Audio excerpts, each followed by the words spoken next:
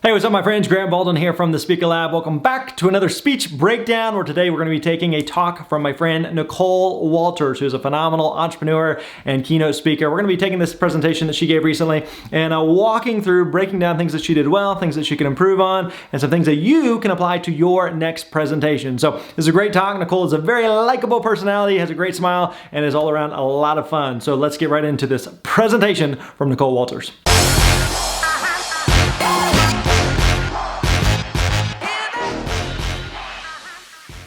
Welcome, Nicole Walters.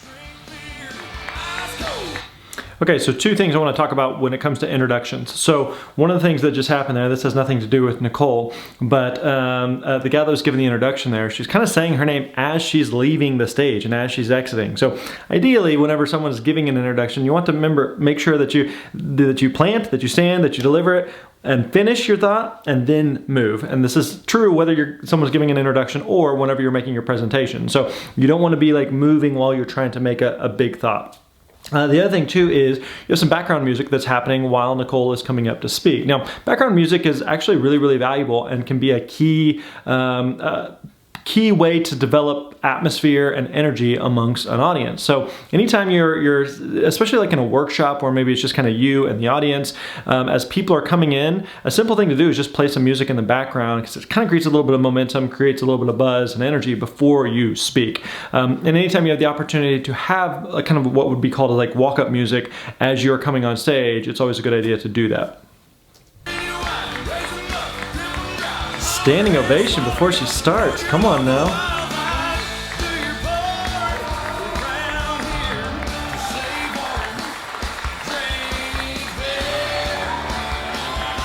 What's she doing? She's running all over the stage or floor. Y'all, seriously, first things first. How many of you thought you would come to Boise and see an African girl get on stage to country music? Tell me, how many of you guys, right? Game changer. All right, that's a really good opening line there. So this is one of those things that anytime someone who speaks a lot, someone who's used to giving keynotes and presentations, and an audience that is expecting that, they're kind of expecting, I don't mean this in a negative way, but they're almost expecting kind of a canned talk, right? So that's kind of this thing that they've done, perhaps hundreds of times. But what Nicole just did there is she gave a line that is specific and unique and only works in this setting. And it's one of those things that you really had to be there in order for it to be funny. So we can watch it right now on the outside looking in. It's funny, it's a good opening line, but it's not as powerful and not as effective when we're watching it here versus if we're actually in the room. So for example, a few years ago I spoke at a conference in Washington, D.C., and the hotel where this conference was being held, it was at the same time as I think it was like the G8 summit where all like the world leaders gathered together. And so it happened to be that at the same hotel was the president of China was staying there. And there was Secret Service all over the place. And it was a lot, it was very intense. And so my opening line was, I want to share with you 10 things not to do when sharing a hotel with the president of China. Something to that effect, right? And it's one of those things like, outside of it, even right now me explaining it, you're like, I mean, I guess that would work, but it doesn't make sense outside of the context. But in the context, with that audience, in that setting, in that moment, it's really effective. So anytime that you can talk about something specific to that city, to that town, to that audience, to a previous speaker that only works in that setting, it's a great way to really connect and endear yourself to the audience. Hey, this is how you know you're in for something good. Now, speaking of being African, my parents have no idea what I do for a living. I think a lot of you guys may relate. Oh, I'm a blogger. No, it pays the bills. No, it's like a real job. It's a thing. Coming from corporate America and making 6 figures a year, well, my parents were like, you've got it made, right? You have an office. You have business card, right? Right? Good Every accent. Friday, you get to go casual of business, Like, my parents were proud of me, And sure enough, I dashed all their hopes the instant that I was like, oh, I quit my job. You are unemployed? My daughter, you are unemployed? No. See, I work from home, and I get to just decide. I have a laptop lifestyle. Oh, so you are unemployed. It's how it goes. So first thing, before I even jump in, I got to get evidence. We're going to take a little selfie, right? I want to take a selfie because I have got to prove to my parents that I work, right? So here we go. You gotta So this is my wig, Rebecca. She's fabulous. I just need everyone to point to her, right? Just be like that, all right? Ready? Count of 3. Let's do this. Don't let me down. So necessary. Ready? Yes. 1, 2, 3. Awesome! All right, several creative things that Nicole just did there. So this is always a good idea. Anytime that it makes sense to take a selfie with an audience, that is a good thing because it's good for promotion. It's good to post on social media, and it's good for social proof that this is something that you've done before. Especially if you're able to post, several videos or pictures like this. This is a really good thing to do. Now, you want to make sure if you're going to do this that you've built some type of rapport or connection with the audience before you get to this point, right? So a lot of speakers end up doing this later in the talk. Now, in this particular context, Nicole is someone who a lot of the audience is familiar with. There's already a little bit of a built-in rapport and connection, so she can get away with doing this at the beginning of the talk. Now, oftentimes this may not work because again, it's like if the audience has no idea who you are, you're just coming on stage, you've been on stage for a minute or two, and then you're asking to take a selfie. Most of the audience probably isn't going to be engaged. But again, with this context, because they're already familiar with her, she can get away with it. Now, one thing that she did there that was kind of clever is instead of saying, hey, I want everyone to point to me, right? Which makes it a cooler selfie, especially from like social media or from a social proof standpoint. What she did was, I'm wearing a wig, point to my wig, right? So in essence, she's still saying, point to me without it being like an arrogant thing or coming across in any negative way. So, and she also tied it into, I don't want to just do this just for the sake of doing this, or hey, I'm gonna post this on social media, or hey, check this out, but more of a, I'm going to send this to my parents to prove that I actually work, right? Based on what it is that she had just said. So she did a really good job there of setting that up. Thank you guys all for helping my parents keep me in the will. God bless you. All right. So today I'm here to talk to you guys about the rich friend mindset. Guys, this is going to be fun. But before we jump in, let me tell you a little about myself. Now, I built a 7-figure business, and I did that in just 18 months starting with 0 list, right? And I did all of it live streaming. I spend less than $2,000 a year on Facebook ads. So it is, I know, everyone's like, yes, I'm about that debt-free life. So I just want to say for everyone who's missing church today, because I'm a church girl, feel free to church grunt. I'm here for it. You don't know what a church grunt is? It's going, come on, Nicole. Yes, preach, okay? I receive that, okay? I receive that. So let's just do a practice one together, right? I'm gonna say something amazing and entirely accurate. I exfoliate, my skin is radiant, and you guys are gonna go, yes. This is going to be a very good speech. So I worked in corporate America and I was the closer, right? My job was to go in there and clinch the deal. I had to sell it, I had to make it work, and I had to find that connection. Since then, after quitting my job on Periscope in front of 10,000 people, because, what better way to make sure you never go back to corporate than to scorch the earth behind you?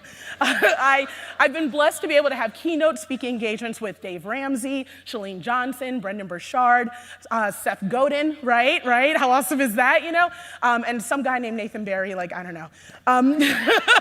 So in my day-to-day, I get to be a monetization coach to entrepreneurs, to everyday people like you, making sure that you are making money doing what you love.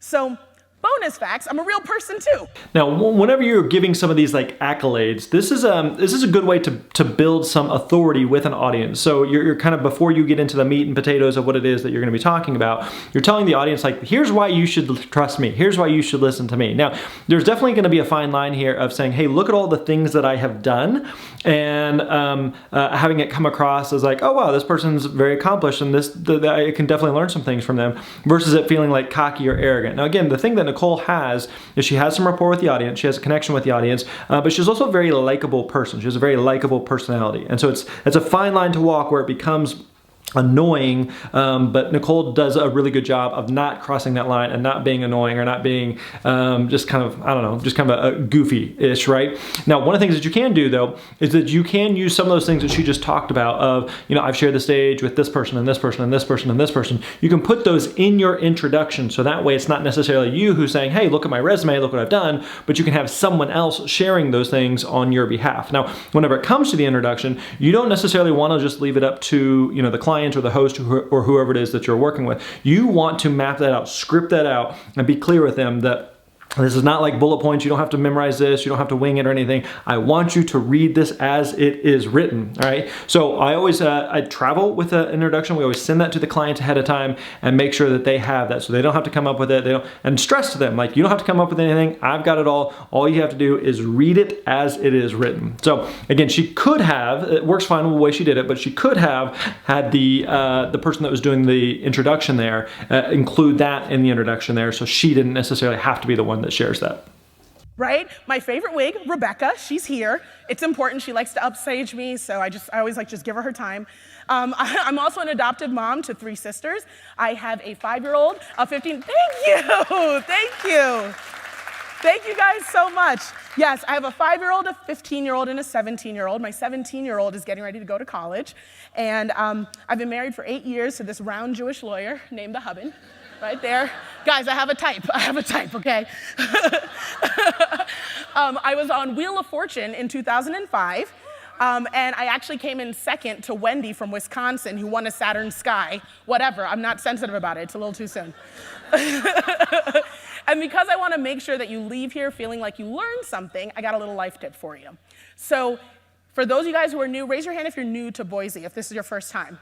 Yes! Okay, now notice what's happening here is she's going into some little life tip. It's just gonna be kind of a little humorous throwaway line that she's doing, but the life tip is already on the screen, right? So she's kind of setting it up, she's building it up, but the punchline is already there. So even though this is going to work well, and we haven't watched it yet, how this is gonna play out, it loses a little bit of its power because it's already there. So if it were me, what I would do is I would take this life tip, I would still put it on something, but I'd put it on the next slide. So as she talks about it, she kind of builds it up. How many of you, this is your first time to Boise and not Boise? How many of you, this is your first time here? Okay, I've got a little life tip for you. Here's what you need to know. And then pop up the slide at that point. That way it's a little bit more effective. Good. Well, I want to help you talk like a local. I'm from DC, so of course I want to help you talk like a local, right?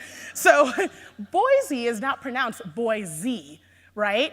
Guys, locals here, how is it actually pronounced? Boise. You hear that? It's Boise, right? So you want to blend. I can't blend. I'm the only black person here. However, you can blend, right? Right, brother in the front is like, listen, right? He's like, I relate, girl. I was excited to see you, right? No, you pronounce it Boise, all right, guys? So now we're all acclimated, now we're comfortable. So let's talk about the rich friend mindset. Now, I've got an awesome community of entrepreneurs that learn from me every single day. And I call them rich friends.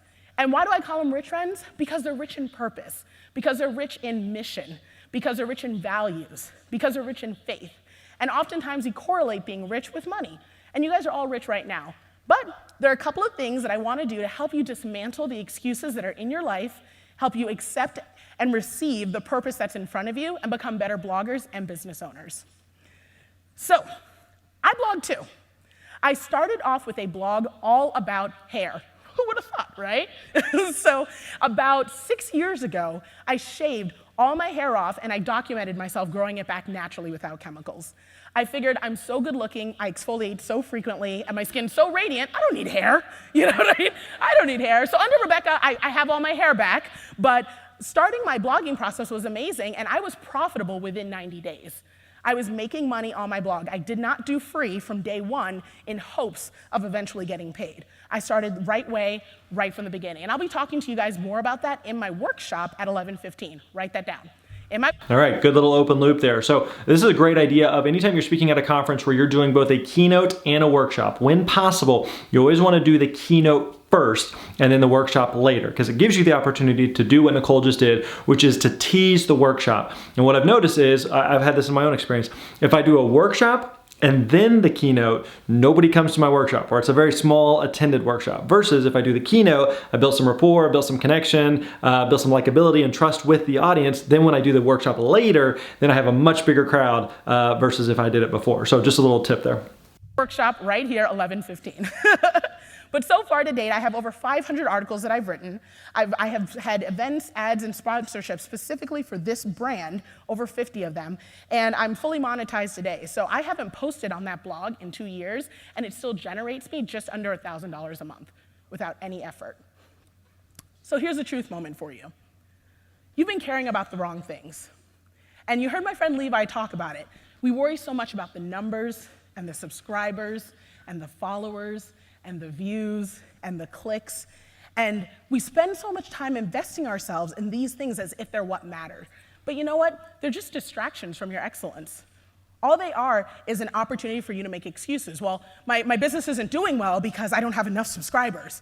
Or my business isn't doing well because I don't have enough followers. But you guys, that's part of it, but that's not all of it. Now, excuses are tools of incompetence, and those that specialize in them are seldom good at anything else. Listen, yes, right? Thank you for remembering the lesson, right? That hit you. You had that moment. We had a moment right there, right? So let's read this together, guys, because you want to make sure you hold this one in. You want to repeat it, right? We're not going to let excuses keep us from our excellence. Am I right? Yes. So what? 1, 2, 3. Excuses are tools of incompetence. Those who specialize in them are seldom good at anything else. Ooh. Okay, so she did a couple different things there that she's done already that are good ways to interact with the audience. So at the beginning, she was talking about the, let's do the selfie together. That was kind of a group interaction. She talked about the, okay, whenever I say something good, you go, just give some little something in there, throw out an amen or something to interact with the audience. So a couple people have done that. She's acknowledged and built that rapport there. And then actually what she just did here of having the audience read this key quote with her is another way to kind of build some of that rapport and connection. So it's not just her reading it, but she's really emphasizing it. Now, again, this is one of those things that when you have the audience read something with you, it can come across either effective or it can come across hokey. Now, again, because of Nicole's likability, she has a great smile, she's very relatable to people, then she can get away with this and this can work. But again, just make sure that you know the audience because she could do the exact same thing in a different setting and it may not be as effective, it may not work as well. So with this audience, it definitely works. Felt that, right? Who thought they were going to get a little church this morning? You weren't ready for it, right? You were ready for it. Yes, you're here for it, though. Nice. What I need you worried about every single day in your business is this: impact. Who are you trying to help? If you keep this at your forefront in everything you do, whether it is, do I go to this conference today? Do I attend this workshop with Nicole? Of course I do. Do I, answer these comments? Do I make this video? Do I lay this flat lay? Do I cook this recipe? If you keep this at the forefront of what you do, you're already positioning yourself to be focused on profitability and not just popularity. So these are the things that every rich friend holds. And I want you guys to be rich friends, so we're going to go over these one by one. Now, the first thing about rich friends is that Okay, when you're doing a PowerPoint, or you're doing slides like this, and you have a list that you're going to go through, by putting all 5 of these up there, she's gonna start talking about number 1. What is everyone else in the audience doing right now? They're reading 1 and 2 and 3 and 4 and 5. So something like this, if you're going to have a list up there, you really will only want to have up on the screen what it is that you are talking about at that moment and reveal them one at a time as you talk about them. Otherwise, people, especially as this first one, while everyone's reading through everything else, they're not going to be listening or paying attention to what she's talking about on the first one. Do free, right? We act like a business to get paid like one. And yes, listen, and I'm about to dive into that a little more. We do the work, because your work ethic is your market differentiator. You want to stand out, you better work hard. We automate our systems, and we don't automate our relationships, right? We're in the business of people, all of us. We disrupt, and we don't duplicate. There's already people out there who are doing certain things, and you are unique and individual in your divine calling, and you have every right to put that out there. And lastly, of course, you're not Kim Kardashian. Let's keep it all the way real, all right? You're not. So we got to make sure that we're doing something to earn all the great things that are coming to us. So let's take this one by one. Okay, let's notice the audience here. So when she first put this slide up, and even since as she's continued to talk about this, that she has a lot of people within the audience who are taking pictures of that. You want to pay attention to what are those things that you are talking about, that anytime you talk about those things, that you do get everyone wants to take a picture, or people are writing it down, or like the quote earlier, people might take pictures of that, or they're immediately like, ooh, that's good, I got to write that down, or I got to tweet that, or post that, or something. Pay attention to what those things are that are getting a natural reaction from the audience and lean into those, whether that be what she did earlier of, hey, let's read this together, or repeat it back to me, or you can take a picture of this, or just something to kind of call out. This is a good way to promote and share this key piece that she's talking about. The first thing, we don't do free. Y'all, the word free makes me itch. I'm not even kidding. I had to hydrate. I had to stretch to just get myself ready to say it this often. I am allergic to free, right? Free is the new F word, okay? Like, I want you to receive that. We don't do free. Say it with me. We don't do free, okay? One more time for the people in the back. We don't do free. Because listen, you're worth it, right? You're worth it. You're out here paying for what? Your outfits to photograph. You're paying photographers for it to look good. You're paying editors to help with your video, right? Or you're spending the 12 hours doing it yourself. You're not amateurs. You're here studying. You're taking notes. You invested in this opportunity. So why on earth are you out there doing free? Saying, oh yeah, I'll post that entire campaign for you if you hopefully share it, and I hopefully get clicks, but I pay $500 to make it happen. That's doing free. You're investing time and money in your business every single day. And you're saying that your business is the thing you love, right? It's your purpose. It's what you're here to do. Well, do you want to keep living in it? Then somebody's got to pay those bills. Am I right? All right. So if you want to be a business, you need to act like one. We don't walk into Target and just say, oh, guys, Target, I know that you opened this store here because you love it so much. I'm just going to take all of these things, guys, because I just want you to be able to live in your purpose, and I'm just so glad you opened this store. I'm going to go ahead and take this shirt. Like, no, you pay, right? Because they're a business. And they can love what they're doing and still put an invoice behind it. And I expect you guys to do the same thing too. Now, there are exceptions, the 3 C's, right? We do free for church, we do free for charity, and we do free for children. But that's it. So what don't we do? That's right. Whew, I'm ready to stop talking about it though. All right. Next, we do the work, right? We do the work. Now, one thing that she's done here, and this is the thing that a lot of speakers end up doing, is she's saying some lines and then she's saying, right? As if she's asking a question to the audience and trying to get the audience to affirm what it is she's saying. Now, this is oftentimes just kind of a, almost like a nervous tick that some speakers have. I've been guilty of it myself, but you want to try to get away from saying right all the time because you're just trying to get the audience to agree, right? You get right? You guys agree with what I'm saying, right? So again, there's times where it makes sense to do it, but if you're doing it every few lines, then it just becomes almost repetitive and it becomes kind of this nuanced thing where you just get stuck in, but it's not necessarily serving any purpose as a speaker. I hear it all the time, but doing the work is the answer to this question. We're always worried about visibility. How do I look different, right? Now again, this is another example of she puts up a lot of text on the slide at one time, and so everyone's taking pictures, they're making notes, nobody's hearing anything that she's saying right now. So if you're going to be putting a bunch of slides up, there's 1, 2, 3, 4, 5 different bullet points in addition to the heading, then put those up one at a time as you kind of go through them. Nothing wrong with having multiple things up there, but if you're gonna put all of those things up there, then one of the things that she could do is she could say, all right, I'm gonna put this up here, I'm gonna give everyone 10 seconds. If you need to take a picture of it, take a picture of it, and then put your phones away. And that way they can lock back in. Because again, anything she's saying right now, nobody's really hearing because a lot of them are taking pictures or writing it down. So many people who are out there sharing recipes. There's so many people out there that are super popular sharing their outfits and their hair things and their beauty. Well, how many people are taking pictures? Well, listen, the best way to stand out is to work harder than them.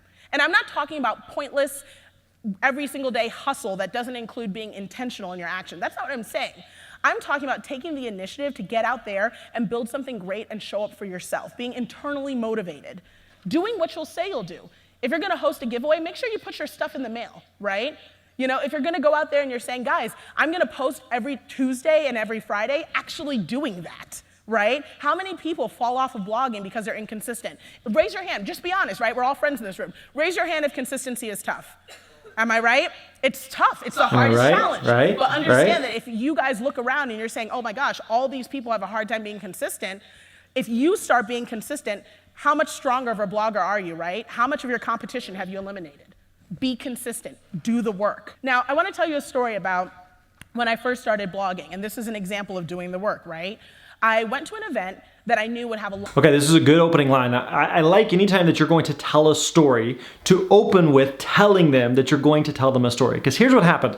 Audiences and human beings just in general, we love a good story. Right now, we have no idea at the beginning of the story, is this going to be interesting? Is this going to be sad? Is this going to be funny? Is this going to be entertaining? Is this going to be heroic? Is this going to be inspiring? We have no clue where this story is going. Yet, as humans, we are drawn towards stories. So just her telling it, I want to tell you a quick story. Immediately, people are like, ooh, I like stories. Stories are good. So no idea where the story is going, but just by teasing that ahead of time immediately draws the attention back in because humans are drawn to stories. Of popular bloggers. I wasn't paid, but I knew that if I go to that event, I'd be able to make good connections, I'd be able to network, I'd have the opportunity to get some free stuff that I could review. So I was like, okay, I'm gonna show up. This event should be good. And I did a little research in advance, and we'll talk about this more in my session, how to really capitalize on those opportunities to engage brands and get paid from it. But I went to this event, and when I arrived, I introduced myself to the head of a major, I'll just say L'Oreal. And so like, we're friends. So to L'Oreal, who was there on site, and they were hosting a blogger panel, but I wasn't part of it. And you know I mean, I was devastated. I was like, how could you, what? You know, like, you don't know who I am, that's fine. So I went ahead and I introduced myself and I said, hey, you know, just to let you know, I'm here to support you. If there's anything I can do to help today, if you need somebody to fill in, if something comes up, if you need an MC, I just want to let you know that I am here to support you. So here's my information and just give me a call if you need me. And I went about my way, but I made sure that I would be in that session later. Well, maybe just 10 minutes before I showed up, they told me, hey, my phone rang, I called, I was like, oh my gosh, what is it? So I run back and they're like, yeah, well, one of our bloggers never showed up, right? She never showed up. This was a blogger who was known for diva antics, super popular, had all the numbers, right? But didn't show up. And they were like, would you mind popping in on this panel? And I was like, absolutely. Hopped right on stage, slayed up and down, delivered right, okay, crushed it, flipped my wig, and walked off like a boss, okay? Okay, right, you know, because that's what you have to do. And you better believe that the following year, they brought me back, and I made several $1,000s on that appearance. Why? Because I wasn't afraid to do the work. You put me on the spot, but I'll show up and I'll show out. And you have to do the same thing if you're trying to get ahead. So you better believe that you need to humble yourself and not say, oh, if I build it, they will come. If I look cute enough, they will come. I will spend more time on my flat lay because that's what matters, rather than getting out there and making sure I'm serving, because you're not Kim Kardashian. You can't just show up. Right? So when you go to an event, you need to be the first one in asking how you can help set up, and you need to be the last one out asking how you can help clean up. Because humbling yourself that way is how you actually build relationships. That's how I distinguish myself from the bloggers who would float in there on diva antics asking for a bowl of chips that are unbroken, you know? And while I'm there saying, like, you need help unpacking this box? Anybody got a broom? You know, and they're just like, you know what? That Nicole's someone we want to have around every single time. And that's the person that I want to cut checks to. And getting that opportunity is the thing that will distinguish everything for your business and your brand. So you need to roll up your sleeves and get in there and do the dirty work. Okay, now this is kind of a side note here, but this is also a great tip for public speakers. If you're someone who wants to be a professional speaker and you want to be paid to speak at different events and conferences, then this is a great way to approach it. Event planners and organizers, yes, they're looking for a good speaker, but they're also looking for someone that is good to work with. If you show up and do a great job, but you're a pain in the butt to work with, and by pain in the butt, don't necessarily mean that you're demanding, you know, bowls of unbroken chips or you know, just a jar of red Skittles or anything like that. But it may just be that you don't spend any time with the client or the audience, or you're just kind of fly in and fly out. Versus like what Nicole just said, if you come there early, you stay late, and you're helping clean up and helping tear down or anything like that. Just anything you can do behind the scenes to make the event run smooth, and you realize that you're just one little piece and part of a bigger system that's happening for the event or the conference, and that's the type of thing that clients want to work with. They want to connect with you. They want to refer you. They want to book you again and again and again, because not necessarily of who you are on stage, but more about who you are off stage. So again, a little side note there, but a great tip from Nicole that relates to speakers. Now, when you come to events like this, understand that making the time to make friends is actually the thing that's going to make you money, right? How many of you guys here are like, man, I wonder if that Nicole could probably help me make money? Right? You guys kind of wondering, right? Yeah, I know. You're like, yeah, you know? I'm telling you, getting out to these events and engaging, talking to people, looking for opportunity, that's what's going to do it. And then this last part, it's only 2 words and it doesn't seem as relevant, but remember that story I told you earlier? When you get that opportunity to shine, when you land that brand partnership, it's not the time to slack off. It's not the time to question yourself because you already got it, which means you're worth it, right? It's not the time to say to yourself, I don't know if this blogger friend's gonna wanna work with me, or I don't know if this Instagram loop is gonna work, or I don't know if this YouTube partnership is legitimate. No, it's the time to slay and deliver. You show up, you show out, and you give your very, very best because that's what people are looking for. If a brand event fails, it's partly your fault. If the ad doesn't do well, it's partly your fault. You have to take ownership. These brands want to work with you in a partnership capacity. They're not just looking to cut a check to you and say, just do your thing. Talk to them, engage with them, follow up with them, act like a business so you can get paid like one. So let's do a little recap. And I expect this to be engaged. You guys, I hope you took notes. Ready?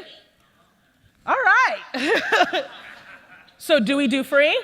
No. Ooh. Oh, I love it. Ready? Do we do free? No. Yes.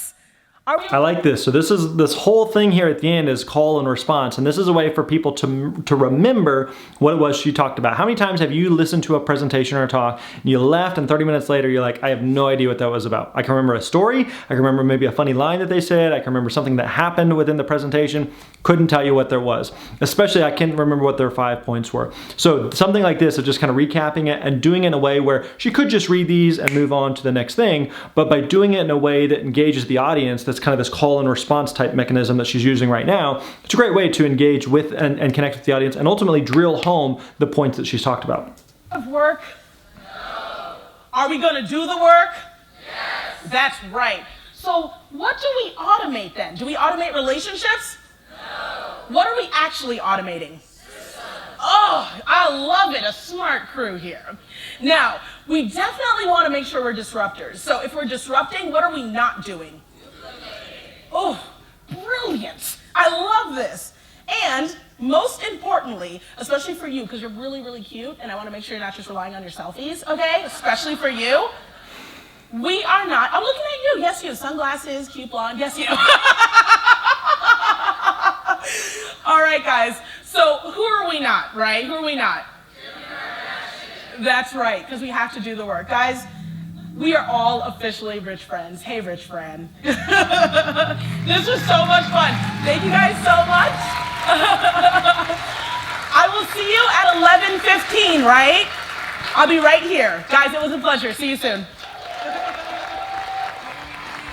All right. Good job, Nicole.